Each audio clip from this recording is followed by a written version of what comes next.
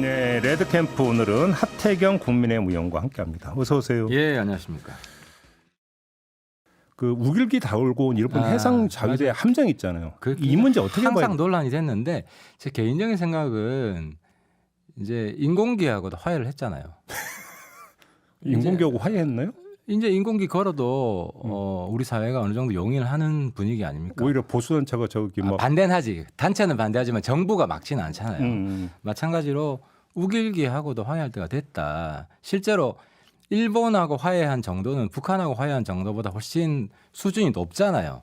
셔틀 외교까지도 하고 이런 상황에서 인공기하고는 화해하면서 우길기는 끝까지 못 걸게 한다, 못 들어오게 한다.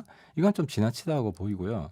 우길기도 일본 군대에서 계속 썼어요. 일본군 창설 이후로. 그러니까 독일 철집자기를 세계가 용인하는 것처럼 일본 우길기도 세계가 용인을 합니다. 근데 한국에서 최근 몇 년간 특히 이제 문재인 정부 때 일시적으로 그 이전에는 다 용인을 했고 오늘 언론에도 보니까 문재인 정부 때도 용인을 했더만요. 아, 뭐 조선일보도 예, 그 입항했잖아요. 그러니까 정치적으로 악용한 거지. 실제로 우길기를 심지어 중국 정부도 용인을 해요. 중국 정부가 예, 중국 인민들은 비판을 하지만 정부가 그거 자체를 뭐 독일의 갈고리 십자기처럼 그 용인하지 않은 적은 없어요. 예, 그래서 저는 뭐 이 시점에서는 어쨌든 우길기에 대해서는 화해 정책을 펼 필요가 있다. 근데 그 국민 감정이라는 게 있잖아요. 감정이 있죠. 네. 그래서 제가 이제 욕들을 각오하고 말씀을 드리는 거죠.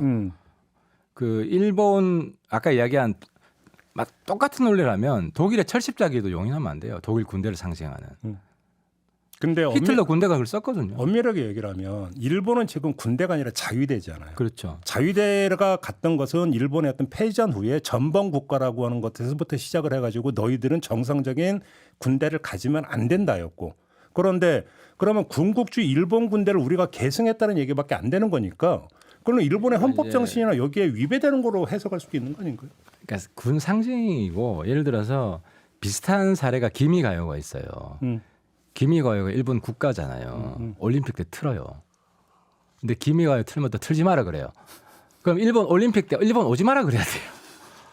또 이제 일본은 천왕이라 부르는데 우리는 일왕이라 부르잖아요. 일왕이라고 부르죠. 예. 그래서 이제 김대중 전 대통령도 일본 사람들이 부르는 대로 불러주는 것이 국제적 에티켓이다. 그래서 김대중 대통령이 본인은 천왕이라 부르겠다.